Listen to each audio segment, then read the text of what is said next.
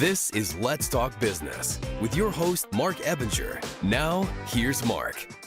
Welcome to Let's Talk Business, a show that highlights and promotes entrepreneurs to learn more about their vision, goals, and marketing strategy. Coming up on the show today, we're going to talk with Jim Garrett, the president of Venture X, which is a popular co-working business, which we are actually in that business right now. This is where this beautiful studio is located. Jim, excited to have you on the show, so welcome.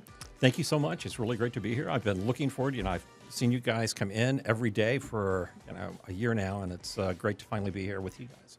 All right, excited to have you here. My name is Marc Ebinger. I'm the owner of Krukus Virtual Staffing, where we save business owners thousands of dollars in labor costs by hiring skilled English-speaking virtual assistants from the Philippines and Latin America.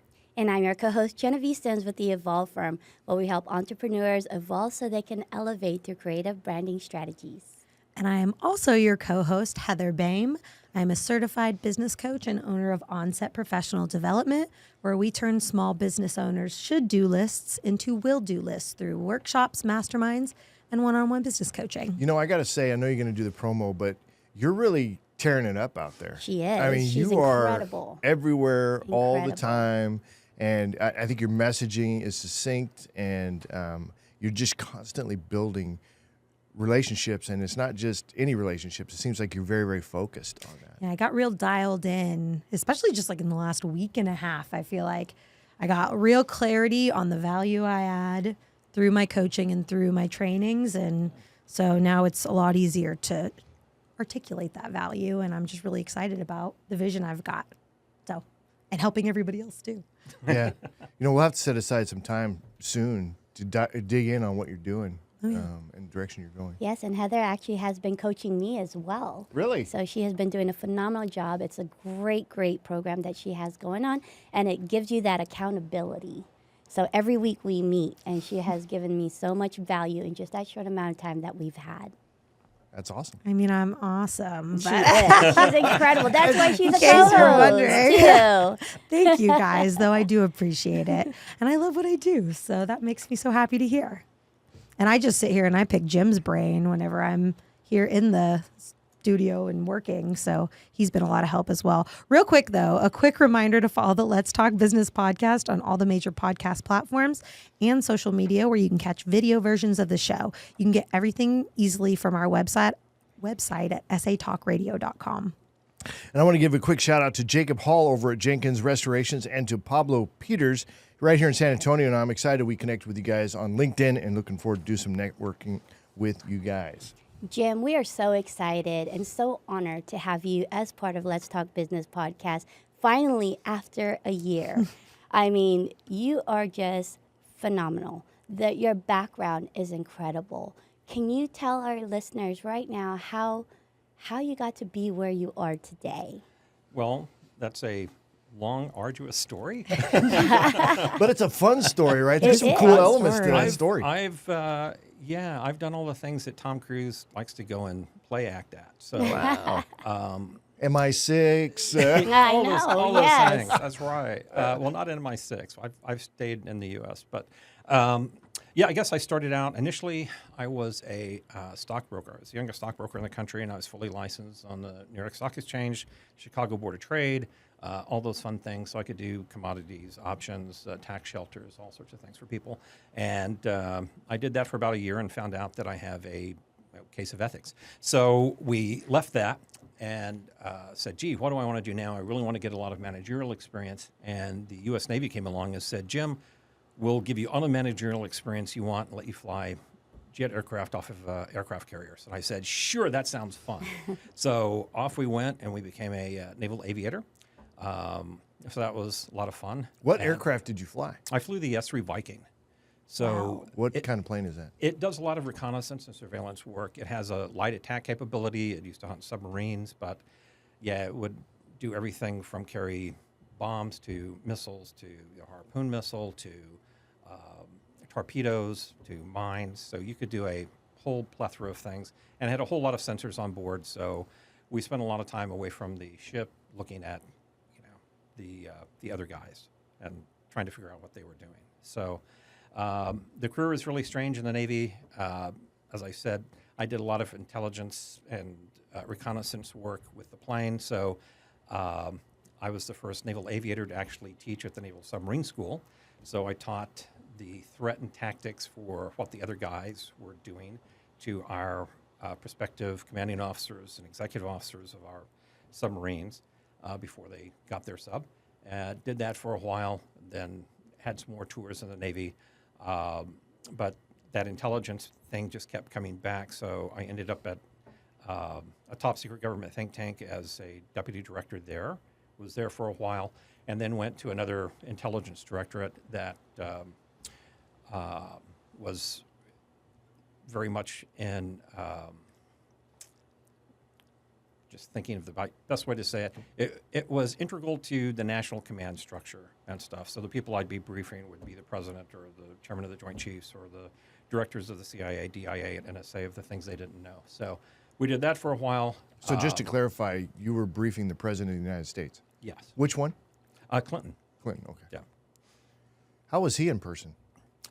Very smart guy. So, I would come in and talk about something that he had no knowledge even existed. In about 30 minutes, he'd ask very insightful, pertinent questions. So he was paying attention. So he was definitely paying attention.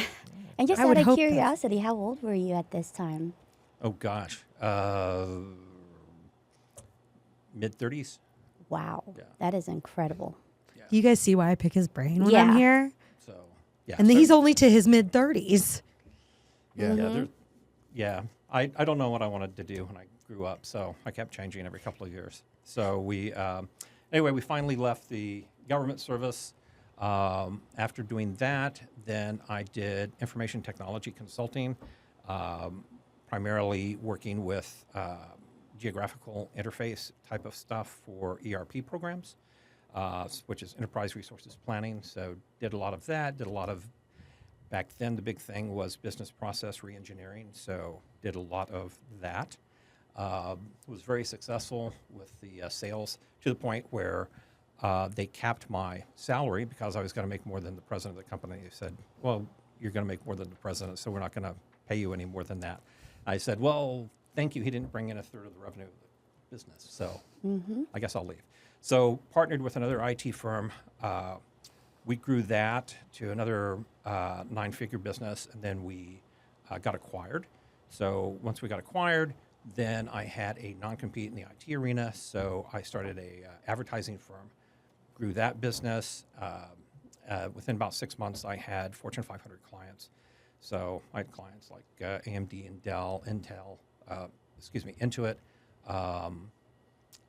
GE, Chase, so had big clients and things like that, and grew that business, sold out to other partners, left that business behind, and then started a auto race sanctioning body. So we put on auto races all over North America. Along with that, we were able to convince Dodge to produce 50 race Vipers for us at the time. And we started a TV show called the Dodge Viper Cup. So we had a TV show for 3 years. We put that on again all over North America. The claim to fame was that we kept one of the Vipers away from the other people to buy the thing, and we would bring in different guest drivers for each one of the races and stuff. So we had Goldberg or Corey Hart and a number of different people. And so the fun was that they'd invariably go out and wreck the car. So it made great TV.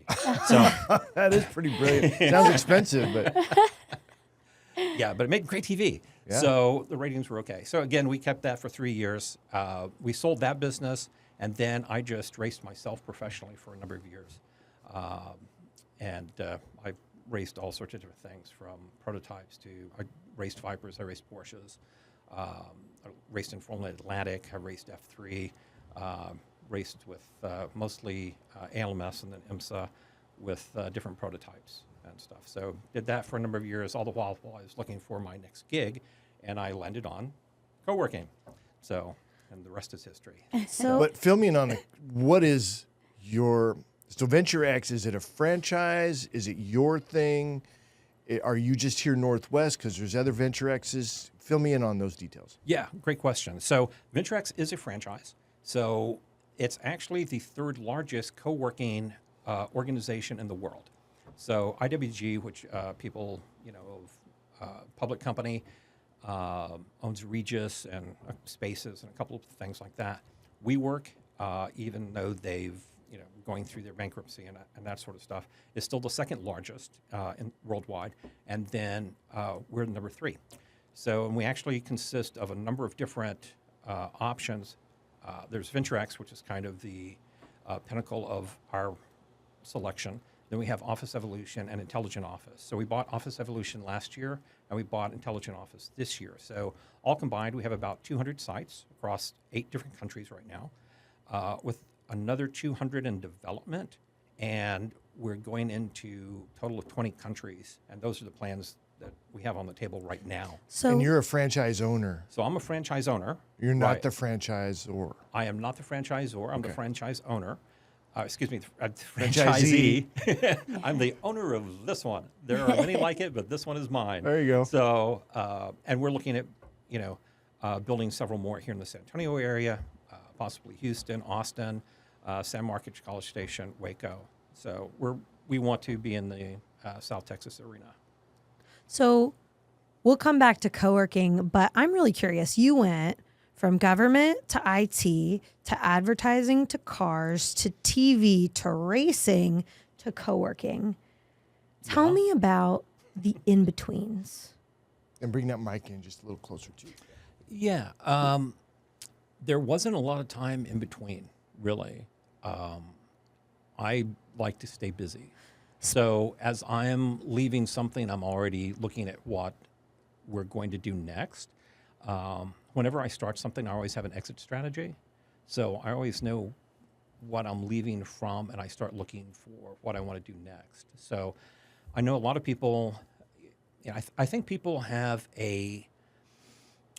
one of 3 orientations. There's always those people that live in the past.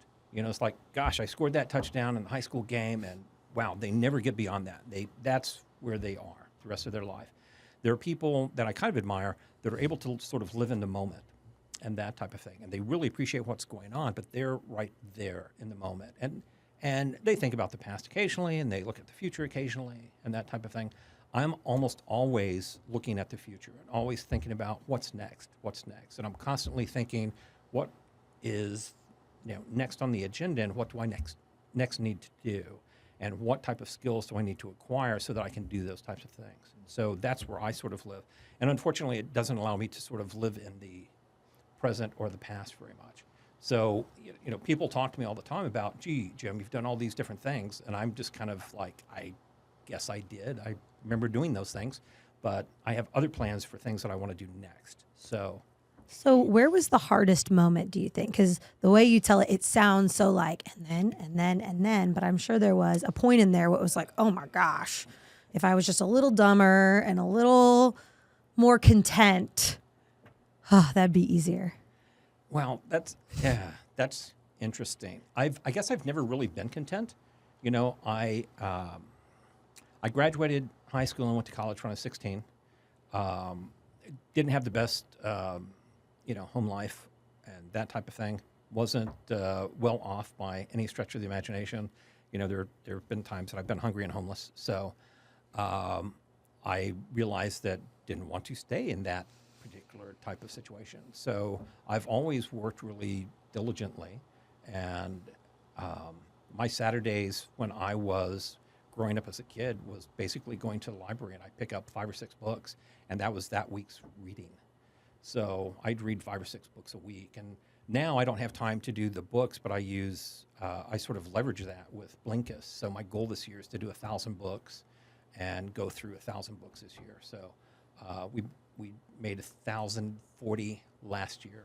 So what's the general theme of the books you're listening to right now? I guess I listen to a lot of marketing. I listen to a lot of sales. I listen to a lot of economics. I listen to a lot of finance. I look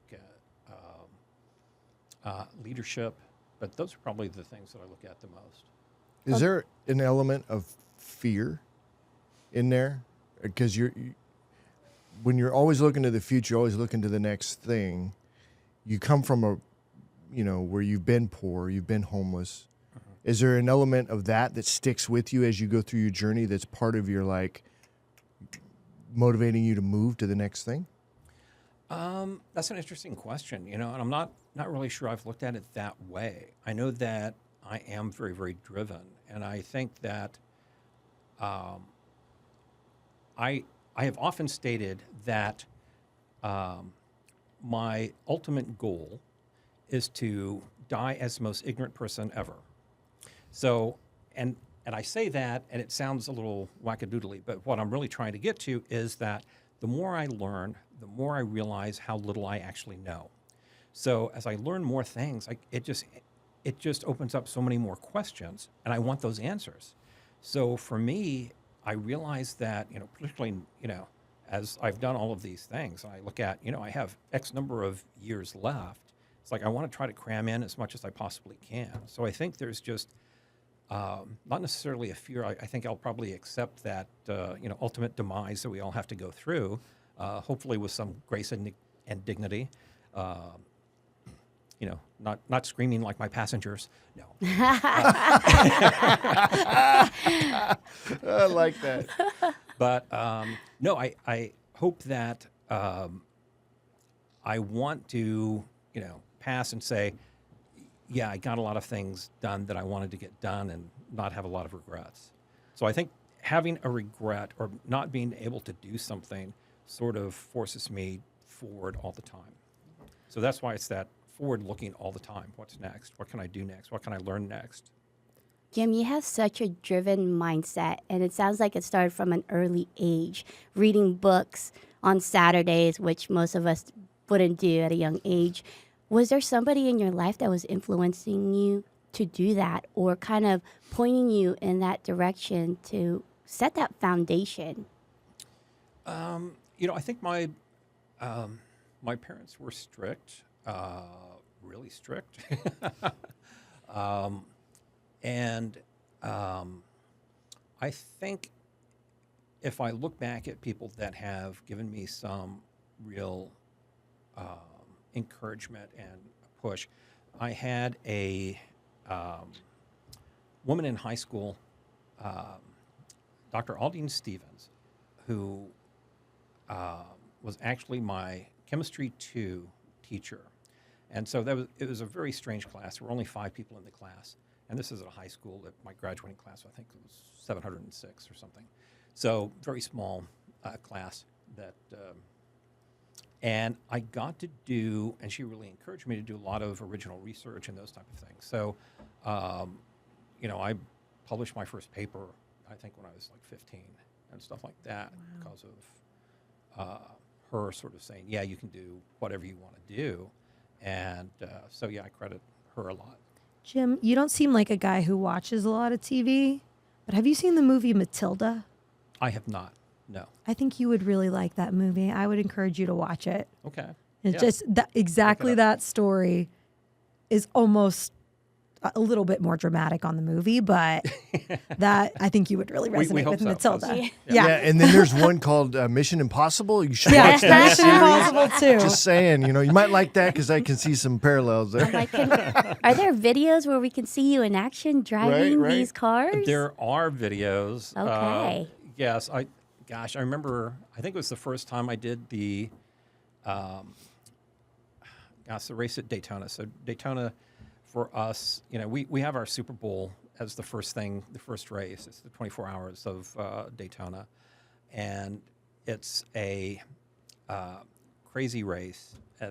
And I got probably more television time in the first 5 minutes than anybody else. And the reason was that as soon as I left the pits and we're on our formation lap, my door came open.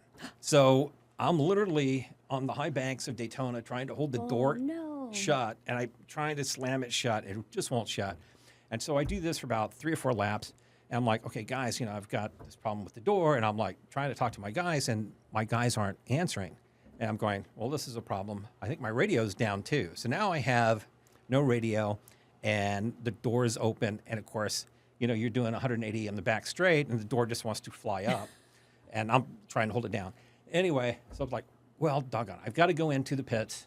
But we go into the pits, and as I'm looking to the left, well, that's exactly where the sun is. So I cannot see my pit. I have no idea which one of the pit boxes is mine. I have no clue. I just can't see the guys. It's like I don't know where I am on the track. It's a kind of a crazy thing because I'm just looking to the sun. I'm just sunblind. And so I just, okay, darn, I don't want to pull into somebody else's pit. So I just go past the pits and come in and stop. So once I stop, my crew chief is running down the track trying to get to me. So he finally gets to me. What are you doing here? I'm like, door won't shut. So before I get the chance to tell him that the radio isn't working either, he slams the door and goes, go. I'm like, okay, I guess I don't need a radio. So off I go. So a couple laps later, they can show you your car number, and they showed me a black flag. So I go, okay, well, radio's still not working, but now the officials are telling me that you have to go in because black flag. Okay, great. So now the team knows that I'm coming in, and so they have the little, donut out for me so I can see the thing, and I pull in. And so they fix the radio. It's like, yeah, they figured out that your radio didn't work, so, we had to bring you in for that. Okay, great. So off I go again. Now, 2 more laps, there's another black flag. I'm like, okay, great, this is fun. So pull in. So apparently what had happened was when my crew chief had come down, he had come down without his helmet on. He crossed the wall without having his helmet on, and that's a violation. So I had to have a stop and go penalty. So came in, did the stop and go, then went again. So as I did that, I exceeded the pit lane speed. So got another black flag. So within about the first 5 minutes, I'm in the pits 4 times. And so that was the start for that really So fun you came in race. second. Is that what you're trying to tell me?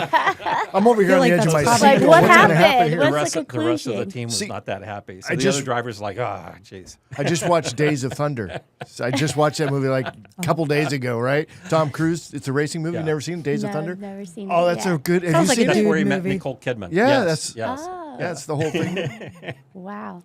I feel like you were describing the life of an entrepreneur with your Black door flag, stop. open, pit stops.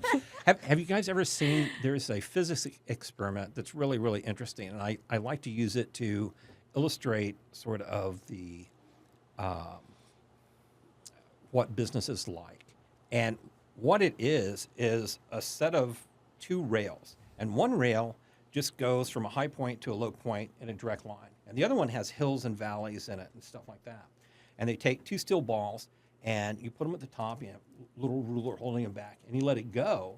And you go, well, which one's going to hit the bottom first? And you go, well, the straight line is the shortest line. But that's not what happens. The one that has all the hills and dales, that has all those struggles to get up that next hill and stuff, ends at the destination first.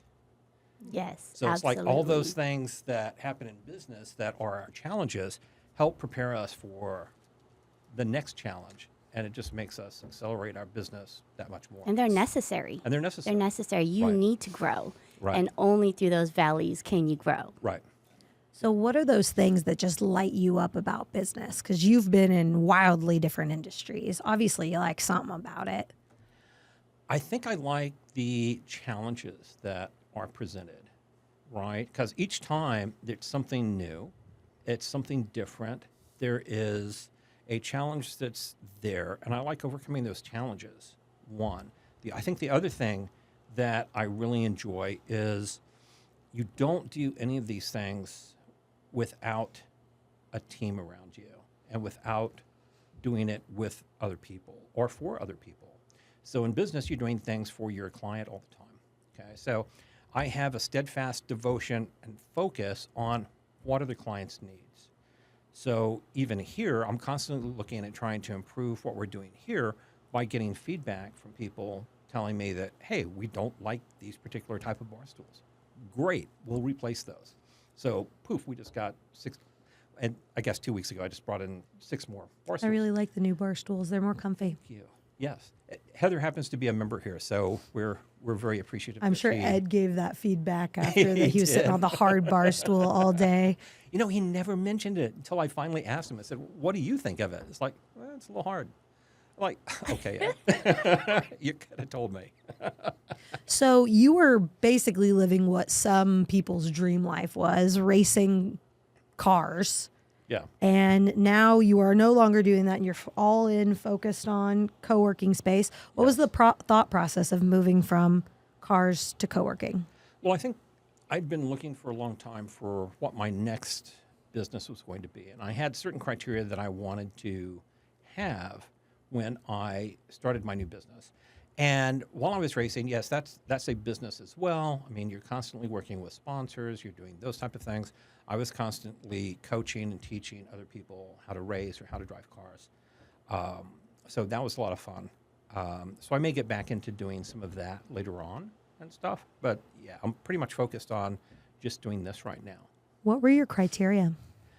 I had several criteria. One, I wanted to be in an industry that was going to be growing. Two, I wanted to be able to apply a lot of leverage. So wherever you go, I think it's really important to be able to have lots of leverage. So I have a lot of leverage in my business. Here's a multi-million-dollar business, and unlike let's look at a McDonald's. Let's say the average McDonald's makes $2.5 to $3 million and stuff. The average McDonald's has 85 employees or more. Okay, that's a lot of people to work with and to manage and to train and to coordinate. Okay, and because of that, and they have a huge overhead and all those different types of things. Here, I can run this business with a couple of people. So a lot of leverage in terms of people. Okay, it means that I can give my people a lot more training. And then as I grow our business, I have now highly trained people and highly motivated people because we look for those types of people. And then hopefully they can be the ones that are elevated and grow into these new positions and stuff as well. So we just did our first promotion of our community manager to senior community manager 2 weeks ago. So we're really happy about that and happy for her success. And she's just exceeded every goal that we've set for her. So we actually have KPIs that we get from the company based on the entire company, the entire brand.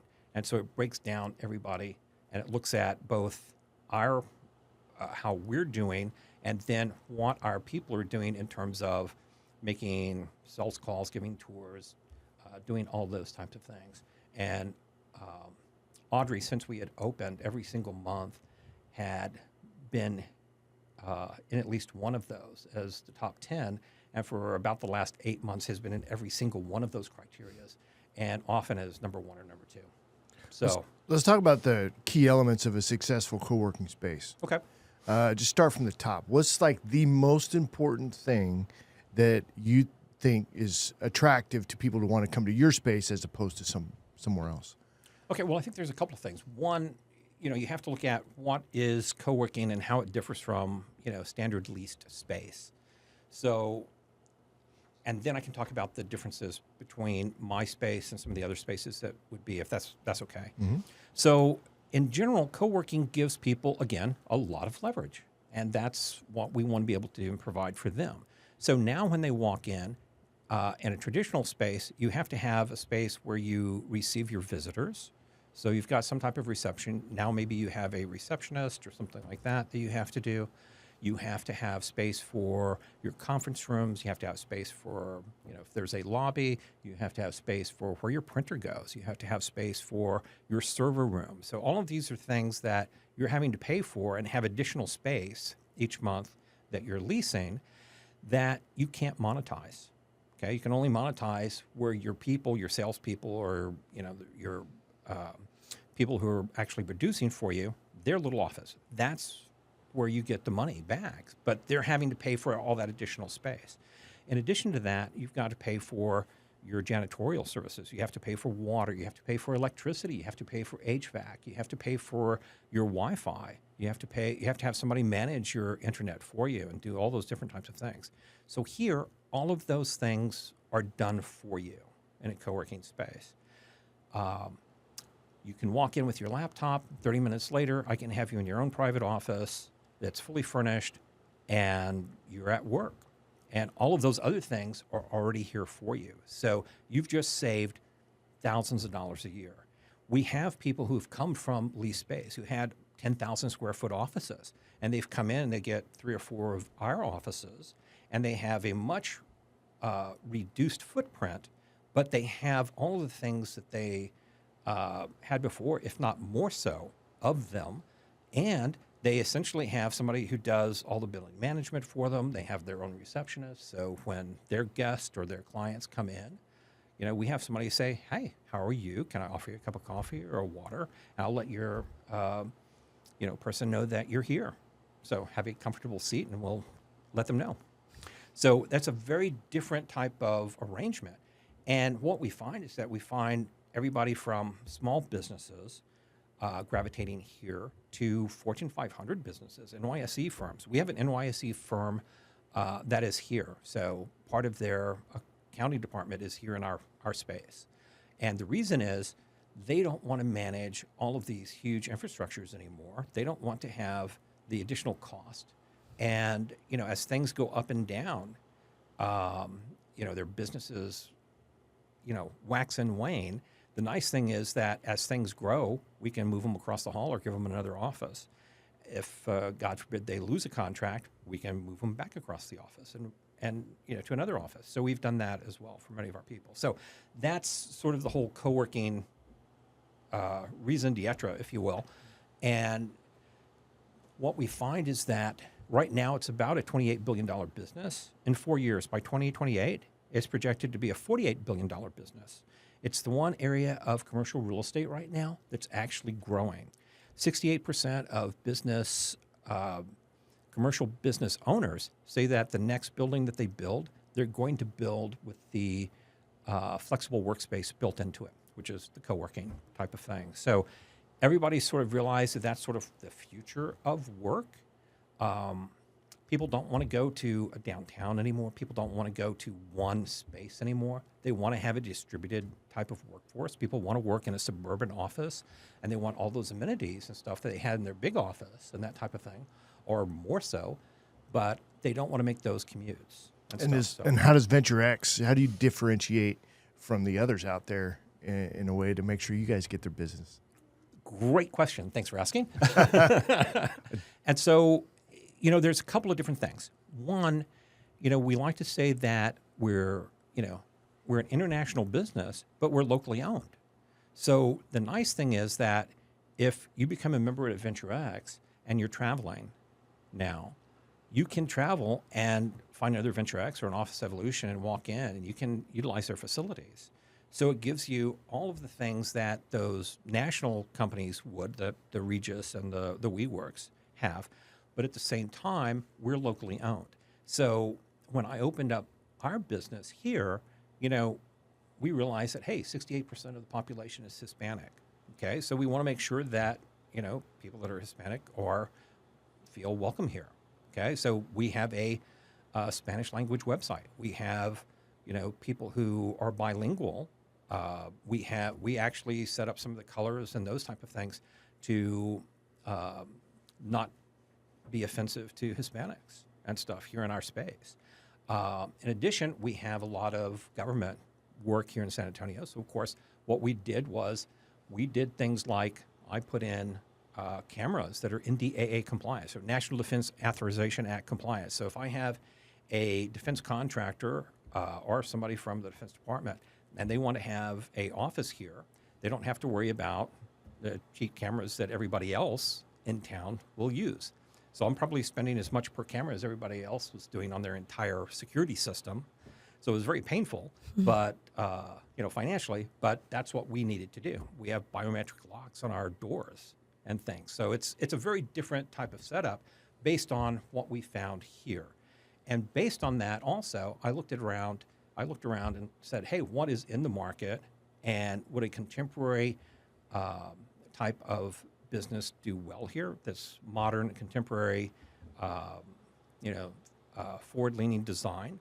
And so we built that type of space, but at the same time, we realized that, yes, but it's also San Antonio. So we ditched all the vinyl and things like that a lot of the other co-working spaces might use, and cheap furniture. And, we brought in leather, and we have, real fabrics and those type of things. And we realized that, yes, those will get used and at some point, torn or something, and we'll need to replace those. and that's fine. We've sort of built that in and stuff. We spend a lot of time looking at what our IT is. Obviously, coming from an IT background, that was very, very important to me. So we have good firewall. I won't tell you what kind we have, but it's a good one. We have really good Wi-Fi, and we have really good internet, but we're already planning for our next ones, what we're going to do there, and it's going to just blow the industry away with what we have planned next in that. If you go to any of our conference rooms, we have smart boards in them. Nobody else in town has smart boards, and the reason is that we wanted people to be able to write on your typical whiteboard, but actually be able to record what they have. So now you don't have to stand around taking pictures of your whiteboard at the end of the meeting or every time before you erase it. You can just download it to your account. Not only that, but you can pull up your account and then have all of your meetings and those type of things already resident there. So we're trying to lead what is going on in the industry and make that available for our members here.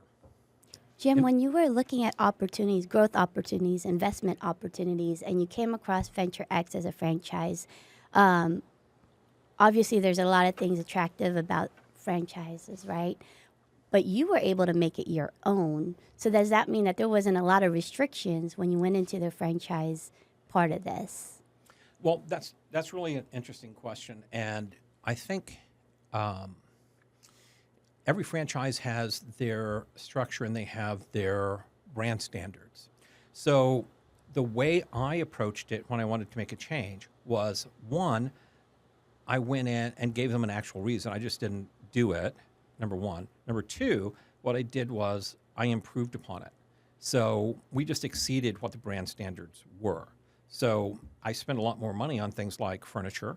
I spent a lot more money on things like art. If you look around the artwork, again, all of that is local artists here from San Antonio and stuff. So we're very proud of the fact that we've got local artists in our conference rooms. We've got them in our lobby. We've got them throughout the hallways and those type of things.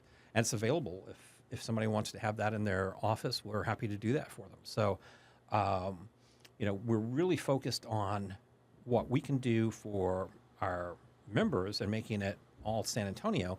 But yeah, we are looking at what we can do for them. And I think we were able to take that message back to corporate, and to their credit, they were very receptive of all the things that we wanted to do.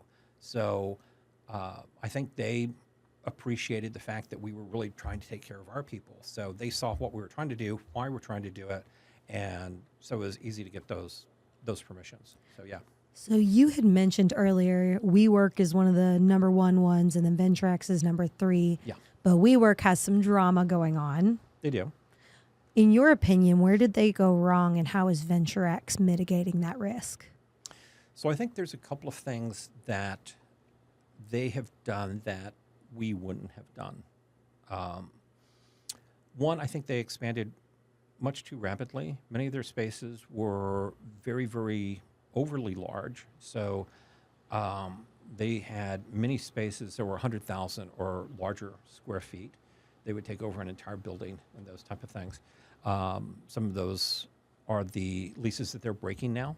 I've actually looked at 2 different WeWork sites that were offered to me after they'd closed and stuff, and went in and analyzed them and realized that I would not be able to make money from it, and passed on both of those opportunities.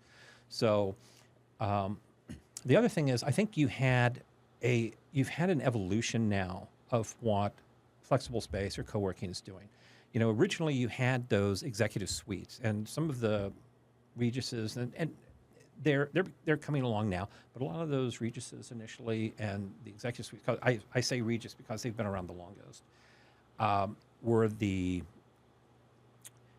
walls all around you and that type of thing, no glass. Maybe you'd have a window office and that type of thing, but it was just and some of them it was the dark paneling and all of that sort of stuff. And we've evolved past that.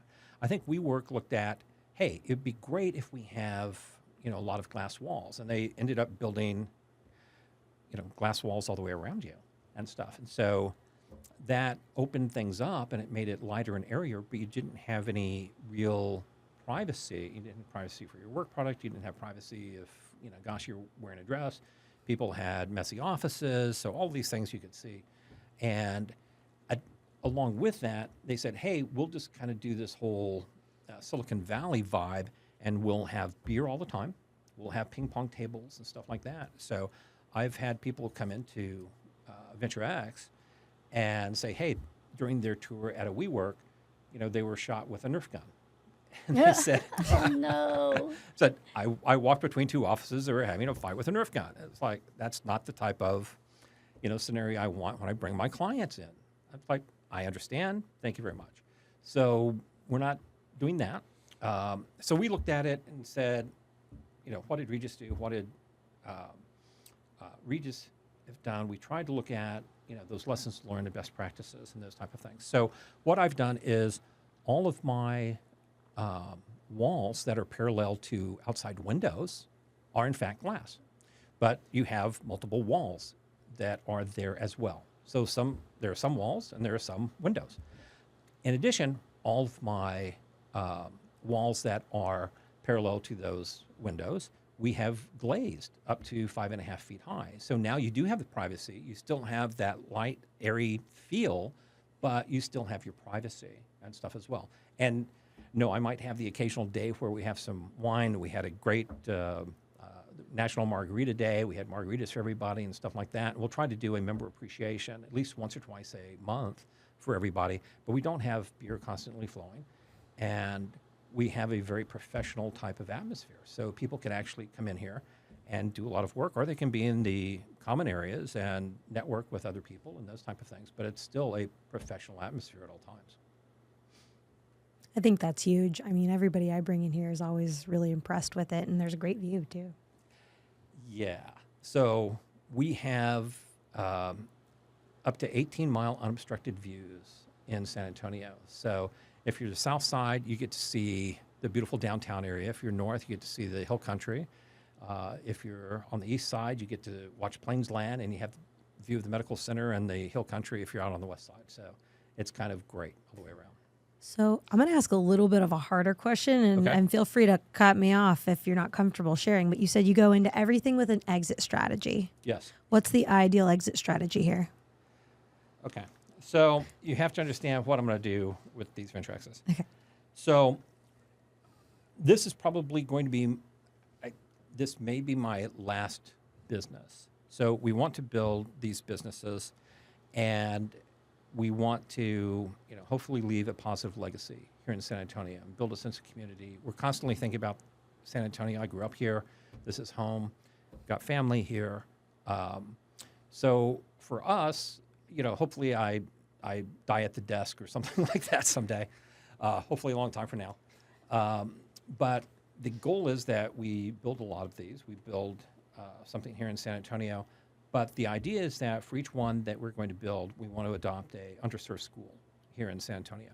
So along with that, we'll then ask our members if they want to be mentors along with us to help mentor some of these kids. And we'll go into the high schools and say, hey, Mr. Guidance Counselor, you've got those guys that are doing great with this, schoolwork and that sort of stuff. They're going to go to college.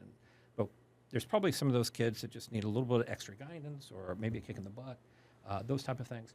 Can we work with them, mentor them this year?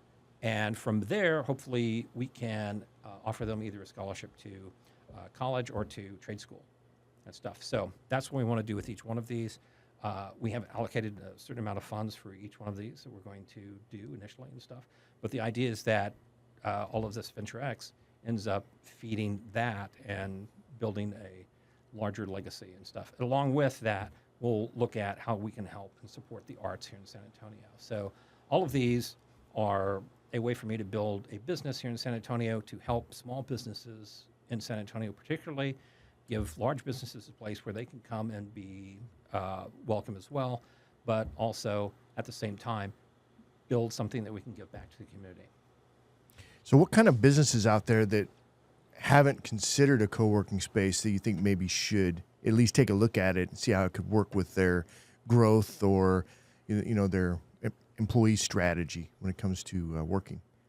It's a really interesting question because it allows so many different types of businesses to operate out of here and be very cost effective. I'm I had thought that maybe the type that wouldn't work well would be some of the retail shops and some of the service shops and things like that. The VentureX up in Dallas at Braniff Station has a jewelry store in it, and they're open by appointment. People come in and they do that. Here, we sort of focused on wellness, and so we have a massage chair. We have a massage studio here in our space. We have an esthetician. We have a personal trainer and stuff. So we've sort of focused on that. But now I think it's almost one of those things where unless you have a business that you need space to park all of your trucks and that type of thing, that might be a hard fit for us. But there's the other VentureX here in town has a men's clothing store in it. So they'll Adam do, Ross. Yeah. Adam Ross, that's absolutely. at the VentureX that I'm at. Yeah. And they do a wonderful job, and she's lovely. And so you find all sorts of things. And so now I would say that the people who are working from home and think that, gee whiz, it's easier to work from home, that's just fraught with peril these days. One, it's really hard to let people know where you live because that's going to be in everything. And that's terrifying, quite frankly, in this day and time, unfortunately. Two, you don't want to have clients and vendors come to your house because I guarantee you your homeowner's policy probably doesn't cover that business slip and fall and that type of thing. So we have products across the board that can help fix that for you. And it's very true. Ever since, our COVID season, right? Yeah. You're seeing a big shift in the industry where everybody is going towards the co-working space, which, when I first started my business, I honestly had every type of office. You can have a small office, a big office. The overhead was just huge. And there was always something wrong. The bathroom wasn't working, or we need, different internet provider coming in. And so as a business owner, I've really seen the value of going into VentureX and seeing the difference that it makes, not just in your overhead costs, but having a network around you. I think that is so valuable. Yeah. And that's something that, you don't think about because you're building your business and you're doing networking outside. But when you're coming every day to an office that's already got it set up for you, you're good to go. Well, that's right. So one of the things that we really focus on is that sense of community. So we have, an area that people can come and have that sense of community. And whether you're coming down and getting a cup of coffee or whether you're getting a soda, we have free M&Ms and Skittles and peanut M&Ms. And, at 2 just o'clock, now hearing about this. I always thought you needed a quarter too, so at 2 never had o'clock, quarters. those become very, very popular. People need that extra little sugar kick to get through the rest of the day. So we're constantly trying to find ways that we can introduce people. And I spend most of my day introducing people to other people, either in our space or in somebody else's space. And you see a lot of business going on right here in VentureX. So that's great. I really love that. And that's, everybody's success I get to sort of smile and really appreciate when You're they have. part of it. You're part of that success. Maybe a little bit. I've had people who started with like a dedicated desk and now has 6 offices, soon to be 8 offices. So, and the reason is that they've been very cost effective in what they've been able to do in their growth. So that's been great. We had another situation where we had somebody in a lovely corner office and they ended up with a sick child. And so they needed to step away for a little while, but they said, hey, can we downsize our office and stuff? Yeah, of course. So we took care of that. And, thankfully their child is better now. And so they wanted to move back up and they're in an even larger, lovely corner office. So, we're able to sort of flex our operations to whatever our people are able to do. Which is and need to do. so important, Yeah. so important. I remember I had this office on Mulberry Lane, and they had a mold issue Oh, geez. after a flood, and it was bad. But instead of compensating us business owners, they said, well, it is what it is. Wow. and would not let us get out of our lease, would Wow. not fix the issue, and it was terrible. Couldn't my even work gosh. in our own office, and our Yeah. equipment got damaged. Yeah. So to have that flexibility, to actually listen to your business owners and listen to your people and make the necessary changes, it's huge, and it makes a big difference. Well, thank you. Yeah, we try. We try to listen. So, You're great at it, Jim. well, thank you. You know, we get some of our best ideas from our people. So I can't come up with everything. Right. As we're coming towards the end of the show, but I wanted to touch on events. So that's another way. We talked about community a little bit. Yeah. You doing a couple events, it sounds like a month, but give us a rundown of what types of events you're doing here on a regular basis. Gosh, we have a number of networking groups. So we have our own networking group, which is the last Thursday of the month. So every last Thursday of the month at 8:30, we open the doors open. I buy you breakfast, and for about an hour and a half, we'll have a speaker for you. But it's a large opportunity for people to get together. We've had, we normally have about 80 people. We've had up to 120 people here. Just networking and that type of thing. And the nice thing is that if you want to just not have to worry about going back to work, we'll find you a co-working space and you can work here for the rest of the day. So it's open for the rest of the day for you. We have a number of people who hold their meetings here. Power Women has just started holding their meetings here now on Monday mornings, so at 8:30. We have small business networking, which is every other Wednesday, that is held here by Rohan Kurian. And so he has a networking group. But we have so many private events. We do all sorts of training here and stuff as well. So, we just had I'm not at liberty to say who, because I don't have their permission to give all the names, but we've had people who are do CRM training here. We've had people do service training for different restaurants here. We've had just innumerable different types of events. But and then we just have all the fun stuff too. So we've had proms, we've had Sweet 16s, we've had retirement parties. We had one marriage proposal here, and she said yes. Wow. So that was great. We have pretty much anything and everything you can think of has happened here at one point or another. What's the limit on the number of people that can meet? You know, it depends upon what we're doing. I think we've had a sit-down dinner for 100 people, and so that went well. If they tried to do that and have a dance floor, we'd have trouble. So we could probably do 75 to 80 people and still have a dance floor if people want to dance and that type of thing. If people want to do networking, we can do 100, 120. It's pretty easy. We've had grand openings for certain businesses. In fact, Heather had her grand opening here. That's right. And gosh, she must have had 100 people. We here. had 100 plus at ours. Yeah, it was Easily. great. Yeah. So. Yeah, I usually come in on Saturdays. That's my dedicated time to work on the business and not working in it or being a mom is Saturday mornings when my husband takes them to the park. And it's bopping. I'm always like, oh, I'm going to go in. It's going to be so quiet. It's not. It's actually the opposite. There's always some kind of seminar or some kind of big meeting happening. And I just kind of tuck myself away.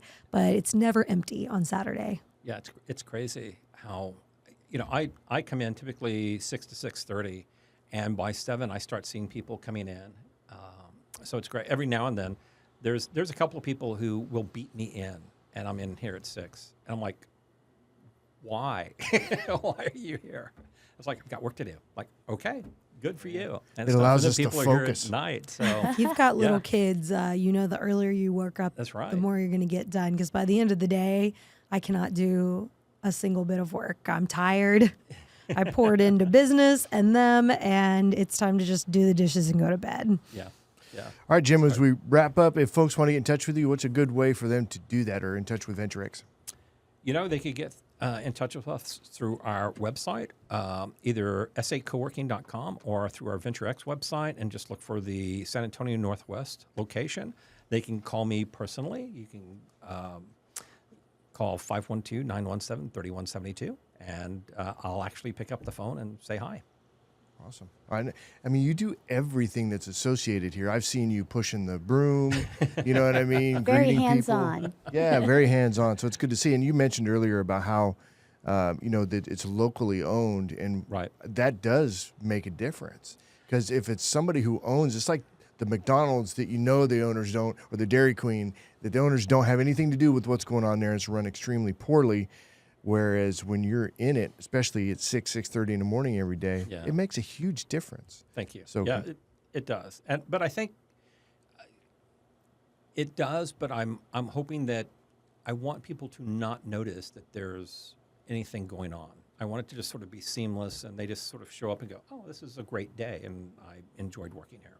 Yeah, because everybody's focused on what they want to accomplish, right? Right, absolutely. what It's I all mean? about their story. It's not about my story. It's never about my story. It's always about what their story is.